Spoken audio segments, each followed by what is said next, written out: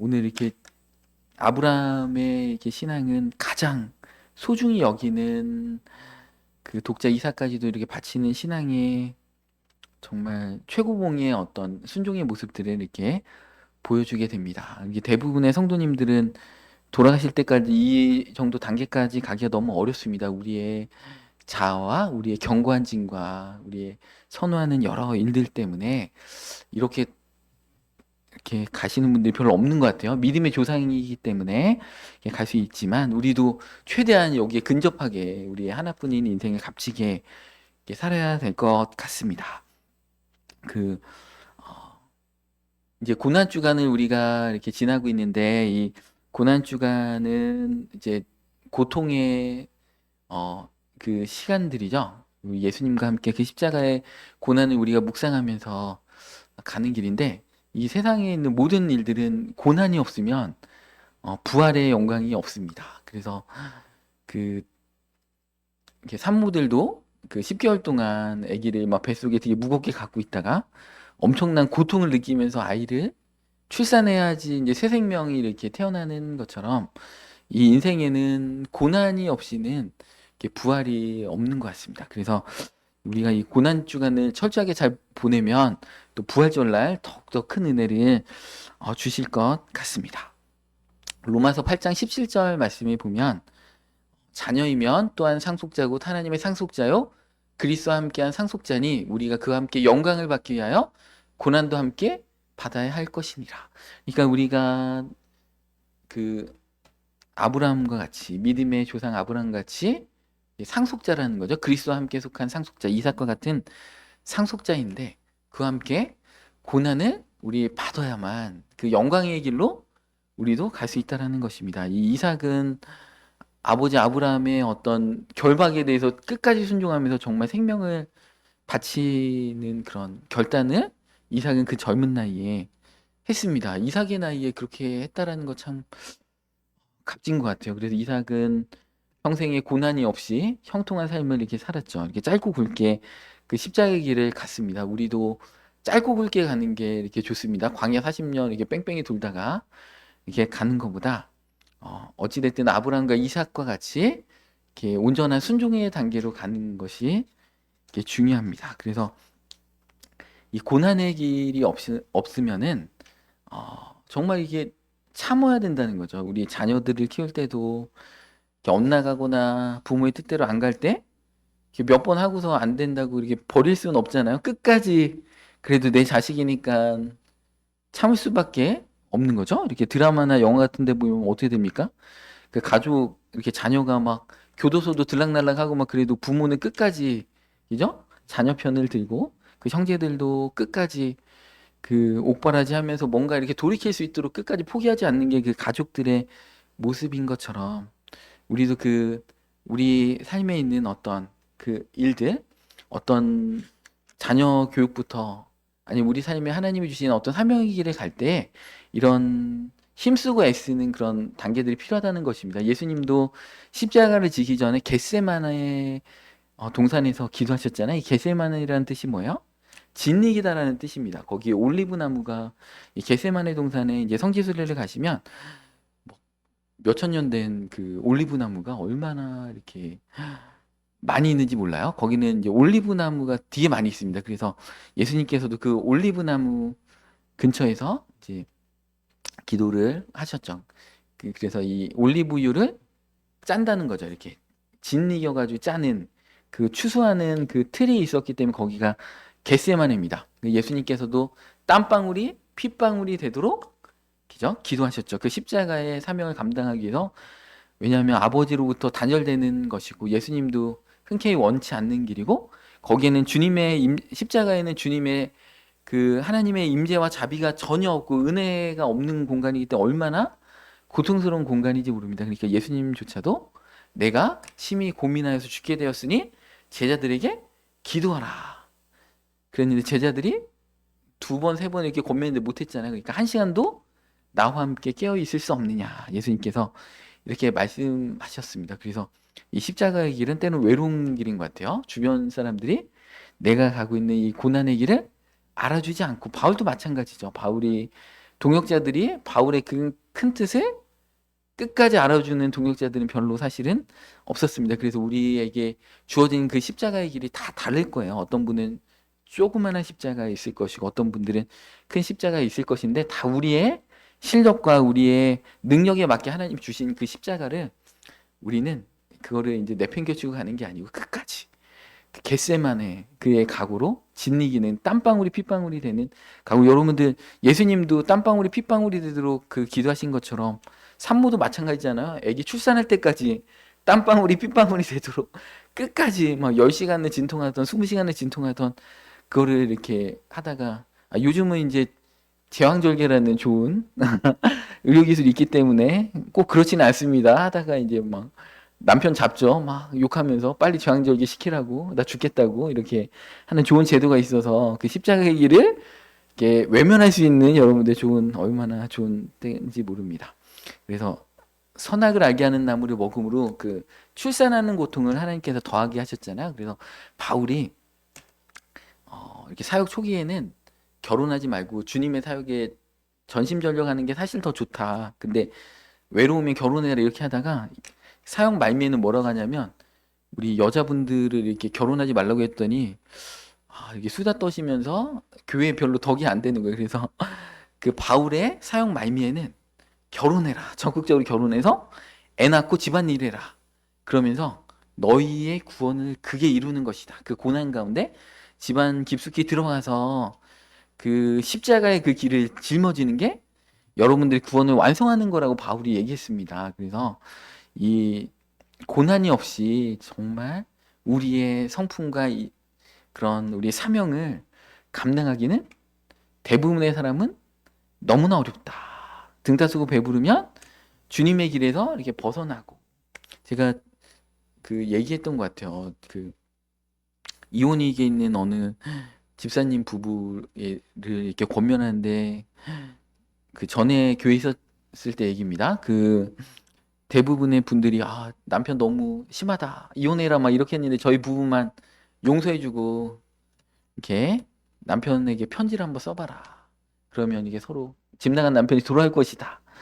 그랬는데 진짜 편지를 쓰니까 집 나간 남편이 돌아왔습니다. 그래가지고 다 정리하고 이제 가정에 충실했는데 문제는 뭐냐면 이 여자 집사님이 이제 남편이 이제 집 나갔을 때는 수요예배도 오고 철야예배도 오고 또 치유 캠프도 나오고 막 열심히 막 했는데 남편이 돌아오니까 이제 수요예배도 안 나오고 이제 그러다 또 금요예배도 안 나오시다가 코로나 되니까 주일 예배도 안 나오시고 이렇게 됐습니다. 그러니까 이 고난에서 빨리 이렇게 나오면 이게 대부분의 사람들은 신앙이 오히려 다시 원상태로 돌아가는구나 이런 것들을 많이 경험하게 됩니다. 그러니까 그 어떤 곤충학자가 이제 그 나비가 이제 그 번데기를 이렇게 벗어버리고 나오는데 너무 안쓰러운 거예요. 그래가지고 가위하고 칼로 이제 그 번데기를 이렇게 잘라주는 거예요. 그러니까 나비가 나와가지고 날 수가 없는 장애를 입어서 하늘로 날아갈 수 없는.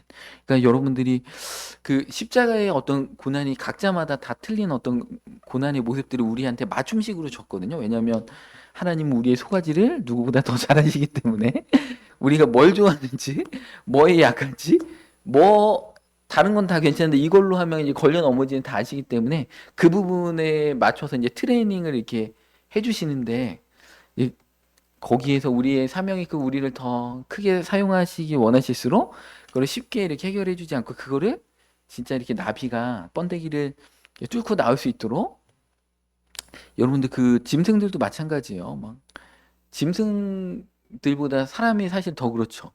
아기의 입장에서도 그 거기로 뚫고 나와야 되는 겁니다. 이제 엄마의 배를 뚫고 나와야 되는 것입니다. 모든 일에는 다 어떤 그런 과정들이 이렇게 있는 것입니다. 그래서 우리가 영광에 참여하는 그런 복이 있다면 주님께서 우리에게 요구하시는 참된 그 제자의 길은 결코 녹록하지 않고 때로는 우리는 편안한 신앙만을 추구하고 싶고 그렇지만 우리는 예수님도 그렇지 않으셨다는 거죠. 예수님도 태어나실 때부터 그죠? 도망가셨잖아요. 생명의 위협을 겪으셔서 애굽으로 도망가셨고 아버지도 일찍 돌아가셔가지고 소년 가정으로 목수로서 이렇게 일하시면서 배움도 짧으셨고 동생들 건사해야 됐고, 기저 홀어머니 잘 모시고, 그리고 달동네 사시고, 예수님도 그렇게 하시고 십자가 지고 돌아가셨는데 우리가 너무 편안하면 이건 참 예수님한테 어떻게 보면 송구한 거잖아요. 그죠? 그래서 여기 계신 분들 다 예수님보다 잘생겼습니다. 우리 예수님은 마른 땅에서 그죠? 말라 삐뚤어진 그 뿌리와 같이 진짜 흠모할 만한 것이 하나도 없고 풍채도 없고 그런 분이시라는 겁니다. 왜냐하면 우리 이 땅 가운데 못생기게 태어나신 분들을 위로하기 위해서 그렇다는 것입니다. 그러니까 예수님보다 잘생기게 태어나셨으면 정말 사명이 큰 거죠. 예수님도 그 못생긴 얼굴로 정말 그 많은 일들을 하셨는데 우리 잘생기게 태어나셨으면 얼마나 그 얼굴값을 하고 이렇게 살아야 되지 않습니까? 우리 살다 보면 야 진짜 생긴 거는 멀쩡한데 얼굴값도 못하는 이런 분들이 얼마나 많은지 모릅니다. 생긴 거 너무 막 젠틀하고 막 키도 크고 막 얼굴도 잘생기고 그랬는데 하는 짓을 보면 철딱선이 없는 이런 분들을 볼 때 안타깝죠. 아 얼굴값을 못하는구나. 그렇지만 우리는 예수님의 그 길을 예수님보다 더 좋은 조건으로 우리가 사실은 이렇게 태어났습니다. 우리 뭐 태어났는데 생명의 위협을 겪고 막 동남아로 막 도망가고 막 이런 분들 없잖아요. 그죠? 마태복음 7장 13절 말씀에 보면 이렇게 말씀하고 계십니다. 좁은 문으로 들어가라. 멸망으로 인도하는 문은 크고 그 길이 넓어 그리로 들어가는 자가 많고 생명으로 인도하는 문은 좁고 길이 협착하여 찾는 이가 적음이라. 여러분들 멸망으로 인도하는 문으로는 크고 길이 넓어서 그리로 들어가는 자가 많다는 거예요. 찾는 자들도 많고. 근데 생명으로 인도하는 문은 좁고 길이 협착하여서 찾는 이가 적다. 여러분들의 그 십자가를 계속해서 집어 던지면 하나님도 그래 됐다. 나도 이제 됐다. 더 이상 나도 자존심 있지. 너한테 그런 거 안 원한다. 이렇게 하실 수 있습니다, 여러분들.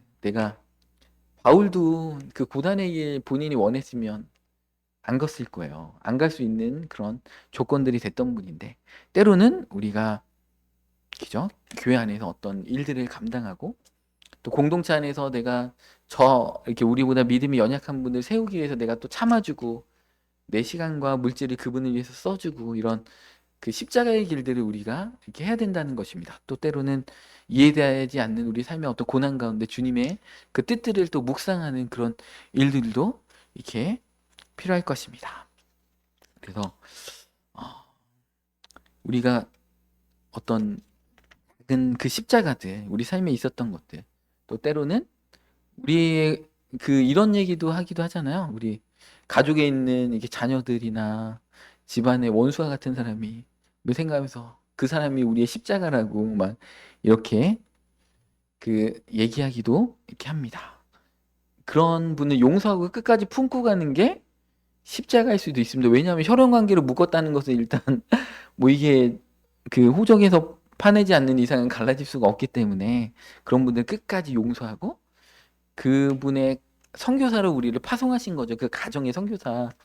그 가정의 선교사로서의 어떤 사명을 감당하지 못하는데 어떻게 해외에 선교사로 나가서 그 생판 모르는 남남을 그렇게 우리가 구원할 수 있겠습니까? 이 한국만큼 영적으로 자유로운 데가 없어요. 그 중국만 가도요. 어느 선교사님이 그런 말씀하시더라고요. 찬양의 인도라든 예배를 인도하든 뭔가 이렇게 운동할 때 모래주머니를 차고 있는 것 같은 그러니까 영적 분위기가 그러니까 우리는 한국은 얼마나 이게 영적으로도 이렇게 깨끗하고 건강한 곳인지 모릅니다. 근데 중국 가면 이 시진핑 아저씨가 얼마나 공산주의를 가지고 막 교회를 막 다 박해하고 막 이런지 그곳에서 예배를 드리면요. 정말 웬만큼 기도를 준비하지 않고서는 예배 가운데 은혜 받기가 너무 힘들다는 거예요. 그냥 영적 분위기 자체가 그냥 공산주의 영으로 그 교회 핍박하는 적그리스도의 영으로 꽉 차 있기 때문에 그렇다는 것입니다. 근데 여기서도 우리 집안에 있는 가족들 용서 못 하는데 내가 큰 일을 감당해야지 해외 선교사로 막 나간다고 해가지고요. 돌아온 사람도 엄청 많습니다. 제 젊었을 때도 제 주변에 막 선교사로 간다고 부흥회 한번 참석해야지 은혜 받아가지고 막 선교사로 헌신해가지고 막 이렇게 갖는 분들 엄청 많습니다. 그래가지고 그분들 다 돌아왔습니다. 실패하시고 왜냐하면 여기서 내 집안도 이렇게 용서 못하는데 지금 이 교회 안에서도 뭔가 사명을 감당 못하는데 뭔가 그거는 안 된다는 것이죠. 그래서 제가 예전에 이제 청년부 이렇게 그 예전 교회에서 맡았을 때 이렇게 연합 수련회를 갔는데 그 청년들이 막 선교사로 자기를 헌신하시는 분들 앞으로 나오시기 바랍니다. 그러니까 우리 교회에 있는 분들이 막 나가더라고요. 몇 명이 가가지고 여기 무릎 꿇고 막 그 분위기를 막 조장하더라고요. 그 사역팀에서. 그래가지고 막 더 나오십시오. 여러분들 젊음을 헌신하십시오. 그러니까 막 몇 명이 나가서 선교사로 한다는 거예요. 그래서 제가 뒤에서 제가 청년부 담당자였기 때문에 담당 사역자니까 예수 그리스도의 이름으로 그 사역의 헌신을 내가 다 취소하노라. 여러분들 율법에 보면 딸이 이렇게 서원을 하잖아요. 아버지가 다 취소할 수 있습니다. 해지기 전에 다 취소할 수 있습니다. 아버지한테 왜냐면 미성년자는 스스로 서원할 수가 없어요. 부모님이 그거를 다 취소할 수 있는 권세와 능력이 있습니다. 담임목회자한테 그게 있습니다. 담당 사역자에도 그게 있습니다. 그래서 이게 괜히 순간적인 그 어떤 감정으로 그 분위기에 휩쓸려 가지고 하나님 앞에 서원했다가 여러분들 서운한 것은 지켜야 돼요. 서운한 것을 너무 가볍게 여기시면 안 됩니다. 그래서 서운을 이제 어기시고 싶으시면 금식 기도하시면서 주님 앞에 충분하게 주님께 그 1대1로 시간을 가져야 돼요. 내가 이런 이유 때문에 도저히 이런 환경들 가운데 그러면 주님도 이해해 주세요. 네, 그렇지 않고 그냥 서운하고 그냥 그 다음날 돼서 바로 막 이렇게 가볍게 여기면 안 됩니다. 이 서운이라는 것은 서운할 때도 되게 신중하게 해야 되는 것이고 서운을 이제 처리할 때도 정말 철저하게 금식하고 막 하나님 앞에 나가야 되는 것입니다. 그래서 이제 그런 이 땅 가운데 작은 것에 충성하지 않으면 내 세론들도 섬기지 않고 이 교회 안에서 이렇게 조그마한 어떤 그 봉사의 자리에서 승리하지 못하는데 우리가 큰 십자가는 질 수가 없습니다. 그래서 조그만 십자가를 우리가 감당하면 하나님은 적은 일에 충성하면 더 큰 일로 맡기시는 겁니다. 그래서 작은 일에 우리에게 맡겨진 그 일들에 그래서 주님 나에게 큰 사랑을 주옵소서 그러면 어떻게 됩니까? 왼수 같은 사람을 내 주위에 막 하면서 막 이게 정말 도저히 참을 수 없는 일들이 일어나니까 여러분들이 주신 그 십자가를 잘 지시기 바랍니다. 분수를 알아야 됩니다. 우리 산수를 잘해야 되죠. 네 분수를 알라. 구호를 잘하는 사람은 뭐예요? 네 주제를 알라. 우리 주님 이 세계를 나에게 주옵소서. 이런 거 하지 마시기 바랍니다. 여러분들 가운데 있는 그 것들, 조그마한 것들 가운데 실천하시기 바랍니다. 속속에는 자녀부터 용서하시고, 속속에는 우리 동기간들을 용서하시고, 이런 것들부터 이렇게 그 십자가들을 가운데 이렇게 승리하시면 하나님께서 합격점을 딱 주시는 거예요. 그러면 우리에게 더 큰 사명길로 우리의 삶을 이렇게 열어 주신다는 것입니다. 그리고 십자가를 진다는 것은 이 고난 가운데 있는 분들과 우리가 함께하는 것입니다. 그러니까 주변에 고난 당하시는 분들이 있으면 다 무조건 그냥 지나치면서 이렇게 모른 척하면 안 되는 것입니다. 율법에도 어떻게 돼 있어요? 이게 그 구덩이에 짐승이 빠져 있는데 그 소가 빠져 있고 양이 빠져 있는데 이거 나하고 아무 상관없다라는 개인주의적인 사고를 가지고 그냥 지나치면 그것은 율법을 어기는 것입니다. 그때는 적극적으로 그것을 이렇게 구해줘야 이게 된다라고 율법에 나와 있습니다. 그래서 예수님은요, 심지어 그 십자가 위에서도 사도 요한에게 마리아 어머니를 부탁하잖아요. 이제부터 너의 어머니다. 그러니까 본인의 고통이 정말 크실 텐데 그것을 이제 사도 요한한테 어머니를 부탁하고 이렇게 하는 모습들을 이렇게 보면서 고난 가운데 있는 분들을 그 외면하면 우리는 결코 안 됩니다. 그래서 생각나는 분들을 위해서 그들을 위해서 기도해주고 함께 그 십자가를 같이 짊어져 주는 거죠. 그 무거운 그 십자가를 우리가 힘이 좀 남을 때 우리가 남는 그 힘만큼 그 십자가를 억지로라도 이렇게 들어주는 거죠. 그래서 구레네 사람 시몬이 억지로 그 십자가를 대신 지어줌으로 인해서 축복의 명문 가문이 이게 됐던 것처럼 우리도 각자의 자리에서 그리스도를 닮아서 그 십자가를 대신 짊어져야 된다는 것입니다. 그래서 이런 그 희생의 가운데 갈 때 그 우리가 십자가 일을 갈 때 오늘 본문 말씀에 보면 뭐라고 했어요? 여호와 일의 하나님을 우리가 경험하게 되는 거죠. 이삭을 실제로 바치려고 하니까 그 하늘에서 소리가 나서 네가 나를 정말 경외하는 줄을 내가 알았다. 그렇게 말씀하신다는 것입니다. 그러면서 그 이삭 대신에 이제 순양을 이제 나무 숲풀에 걸리게 해가지고, 그죠? 이제 여호와 일의 하나님을 경험하게 이렇게 됐다라는 것입니다. 14절에 여호와의 산에서 준비되리라 해서 여호와 이래, 이렇게 말씀이 이렇게 세워졌습니다. 근데 이 모리아 산에 이스라엘의 성전이 이렇게 세워지는 것입니다. 그러니까 아브라함이 이제 모리아 산에서 이삭을 바쳤던 곳에 그 다윗이 이제 그 인구 조사를 해서 하나님 앞에 범죄했을 때 전염병이 돌아서 몇만 명이 죽을 때 그 타작마당에서 제사를 큰 번제를 드렸잖아요. 그 타작마당이 모리아산이고 그 타작마당에 성전이 이렇게 지어지는 것입니다. 그러니까 우리의 어떤 신앙의 헌신, 순종의 그 길 위에서 하나님의 성전이 이렇게 지어지는 것입니다. 그러니까 이 모리아산의 의미가 그래서 사실은 이렇게 중요한 것입니다. 그러니까 어떤 장소라는 그 개념들, 그러니까 아브라함의 헌신, 그 다음에 다윗의 제사, 그 다음에 거기에 이제 솔로몬의 성전이 이렇게 또 세워지게 되고, 그런 어떤 그 신앙의 어떤 연계성, 연장선상에서 하나님의 일들은, 많은 사역들은 참 이루어지는 것들을 이렇게 볼 수가 있습니다. 이스라엘에 가보면 그 기도의 장소들이 있습니다. 기브온 산당에서 이제 솔로몬이 1천 번제를 드렸던 그 제사했던 곳에 그 기브온 족속들이 이제 사실은 핍박받고 여호사에게 도움을 청할 때 거기서 영적 전쟁이 이루어지면서 태양아 멈춰라, 그런 역사들이 이렇게 일어났던 곳이죠. 그러니까 이스라엘에 가보면은 동일한 장소에서 이렇게 여러 사건들이 이렇게 연장선상에서 이렇게 이루어지는 일들을 우리가 이렇게 많이 볼 수가 있습니다. 그래서 이 아브라함의 헌신과 이 이삭의 헌신은 예수 그리스도의 희생을 예표하는 거죠. 그 장소적으로도 일치되게 그렇게 일들이 이렇게 일어났습니다. 그래서 하나님은 이런 시험들 가운데서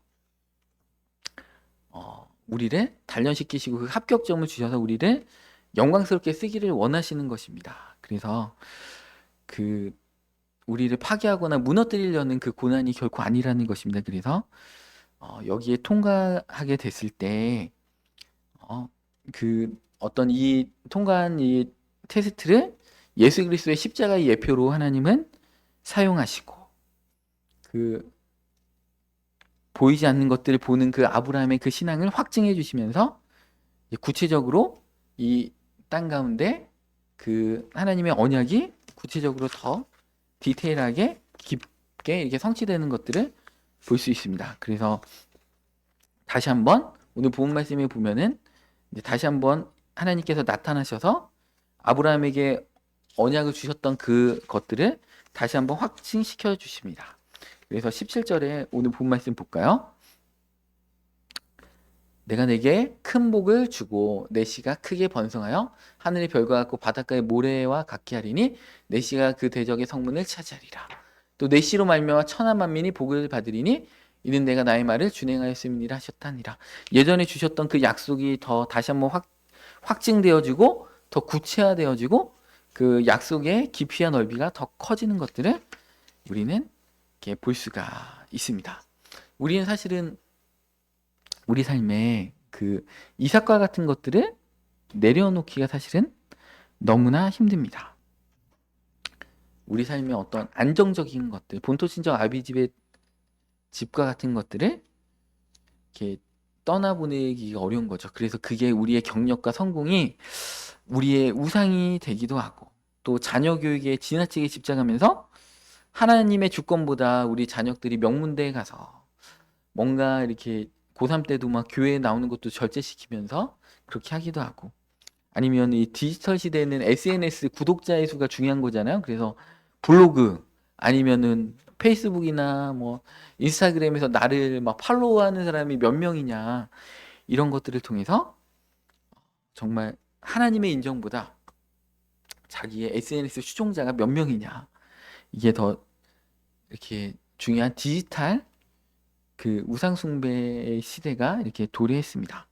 이런 영적 싸움에서 승리하는 비결은 아브라함이 했던 것처럼 우리가 예비적인 순종을 하는 거죠. 3일 동안 가면서 아브라함은 그 순종의 마음이 흐트러지지 않고 오히려 더 그 마음을 가다듬고 적극적으로 실천했던 거를 볼 수 있고, 또 그 이삭이 그 산을 모리아산을 오르면서 번제할 어린 양이 어디 있나이까 했을 때 하나님께서 자기를 위해 친히 준비하시라고 얘기하면서 미래적 시제로 신뢰를 고백하는 그 태도가 있었습니다. 그래서 우리는 불확실한 어떤 상황 가운데서도 여호와 일의 하나님을 우리 선포하는 믿음의 언어를 십자가의 길 가운데서 이렇게 우리는 해야 됩니다. 십자가 다음에는 부활이 있기 때문에 3일 후에 바로 예수님 부활하셨기 때문에 그렇습니다. 그리고 이 십자가는 그리스도의 연합을 이게 상징하는 것입니다. 갈라디아서 2장 20절에도 내가 그리스도와 함께 십자가에 못 박혔나니. 그러니까 이 모리아산과 또 예수님께서 못 박히신 이 갈보리산과의 거리는 한 700m 정도 돼요. 그래가지고 거기가 그 많은 순례자들이 그 성전으로부터 이제 그 갈보리산까지 이렇게 언덕을 이렇게 올라가는 그 순례의 길입니다. 그래서 이, 이 갈보리산이 모리아산 근처에 있는 것도 결코 우연이 아닙니다. 이 십자가는 이제 삼중적인 효과가 있는데요. 수직적인 그런 효과가 있습니다. 우리 로마서 5장 8절에 보면 우리가 아직 죄인 되었을 때 그리스도께서 우리를 위하여 죽으심으로 하나님께서 우리에게 대한 자기의 사랑을 확증하셨느니라. 그러니까 예수님이 그 십자가를 지심으로 우리에게 대한 사랑을 확증하셨기 때문에 우리가 그 십자가의 길을 묵묵히 가서 성공한다면 날마다 그 십자가의 길 가운데 하나님 아버지의 사랑을 우리는 그 체험적으로 경험할 수밖에 없습니다. 두 번째로는 수평적인 화목을 십자가를 통해서 이루셨는데, 우리 갈라디아서 3장 23-8절 말씀해 보면 너희는 유태인이나 헬라인이나 종이나 자유인이나 남자나 여자나 다 그리스도 예수 안에서 하나이니라. 십자가 안에서 그리스도 예수 안에서 하나를 이루셨습니다. 그래서 우리가 십자가를 갈 때 우리 주변에 이렇게 우리보다 믿음이 연약한 분들과 사이좋게 이렇게 지낼 수가 있는 거죠. 그분을 품고 갈 수가 있는 거죠. 다투면서 가는 게 아니죠. 그리고 갈라디아서 5장 24절 말씀에 보면 그리스도 예수의 사람들은 육체와 함께 그 정욕과 탐심을 십자가에 못 박았느니라. 그러니까 우리의 내적인 변화를 일으키는 것이 이 십자가의 길을 가는 자들의 특권입니다. 그래서 다시 말씀드리면 하나님과의 관계가 우리가 죄인 되었을 때 그죠? 그리스도께서 우리를 위해 대신 죽으심으로 하나님께서 우리에 대한 사랑을 확증하신 것처럼 우리가 십자가의 길을 갈 때는 하나님의 사랑을 더욱더 체험적으로 알아가게 되는 것이고, 또 형제 사랑의 그 마음과 태도들을 주님께서 더 부어주시는 것이고, 우리가 내적으로 주님을 더 닮아서 정과 욕심을 십자가에 못 박게 된다는 것입니다. 남자가 이제 군대 안 갔다 오면 처리 안 된다고 해가지고 예전에는 장가 가려면 군대 면제자는 이게 장가 잘 못 갔습니다. 어른들이 별로 안 좋아하셨죠. 왜냐면 거기에는 인생의 희노애락이 다 있고 참아야 되고. 그러니까 여자분들은 아기를 낳고 남자분들은 군대를 갔다 오잖아요. 거기를 갔다 오면 군대에 갔다 올 때 진짜 자신감이 넘칩니다. 야, 내가 군대에서도 이 추위야, 배고픈가, 이 갈굼가 막 여러 어려움들을 겪었는데 내가 못할 게 뭐가 있냐 하면서 막 그땐 자신감이 넘칩니다. 한 몇 달 동안 막 넘칩니다. 그리고 인생의 어려움 가운데도 마찬가지예요. 막 직장 생활이나 어려움 가운데도 야, 내가 군대에서도 이걸 참았는데 이거 못 참겠냐. 그런다는 것이죠. 여러분들 이 십자가의 길은 그래서 영광스러운 길입니다. 결국엔 하나님이 우리의 삶을 부활 생명의 영광스러운 삶으로 인도하신다는 것입니다. 그래서 그 유일한 길입니다. 좁은 길로 가는 것이 유일한 길이고, 아까 서두에 읽었던 그 인용했던 말씀처럼 자녀이면 상속자의 길을 갈 수밖에 없습니다. 그래서 미국 이렇게 동부에 있는 부자분들은 자녀들의 방학 때마다 서부에다가 그냥 떨고 논다잖아요. 무전여행으로 네가 그 아르바이트 해가지고 돈을 벌어서 알아서 교통 그 이렇게 요금도 벌고 식비도 벌어가지고 알아서 와라. 동부까지 방학 내내 와라. 근데 오다가 정말 이렇게 네 힘으로 안 돼서 아빠의 도움이 필요하면 내가 비행기 타고 날라올 테니까 그런 훈련들을 이 미국의 동부에 있는 부자들은 뉴욕의 부자들은 시킨다는 거예요, 여러분들. 자녀들도 물고기를 잡아주지 말고 물고기 잡는 법을 가르쳐라. 이게 탈무드에 있는 것처럼 이 자기 스스로 밑바닥부터 철저하게 배우지 못한 그 실력 없는 성공은 졸부의 어떤 그런 것들은 그 사람을 정말 참된 복으로 이끌 수가 없습니다. 그래서 우리나라 속담에도 부자가 3대를 못 간다. 이렇게 말씀하시는 거죠. 그 어떤 부자들도 일대 이렇게 창업자들은 진짜 없는 상황에서 열심히 노력해가지고 그것을 일궈냈잖아요. 근데 3대 정도 되면 태어날 때부터 자기는 부자였잖아요. 그러니까 뭔가 그 절박함이나 그 어려움이나 겸손함이 이런 것들도 없기 때문에 그게 부자가 3대 가기 어렵다는 것입니다. 그래서 이 십자가의 길은 단순한 어떤 고난의 통로가 아니고 영광으로 통하는 유일한 생명의 길이고 신앙의 본질이고 현대 교회에 직면한 위기가 십자가의 신학이 희석돼서 그렇습니다. 그러니까 성도들이 조금만 어려우면 주님 원망하고 교회 떠나고 이렇게 되는 것이죠. 우리는 모리아 산의 아브라함처럼 모든 소유물을 번제물에 올려놓는다는 그 각오에 신앙까지 자라갔으면 좋겠습니다. 그럴 때 완전한 축복과 여호와의 일에 그런 축복 가운데 우리가 들어갈 것입니다. 이 길이 진정한 생명의 길이고 모든 복의 근원이 되는 길입니다. 그래서 이 고난 주간에 이 축복으로 모두 다 들어가시는 성도님들 되시기를 이 시간 축복합니다.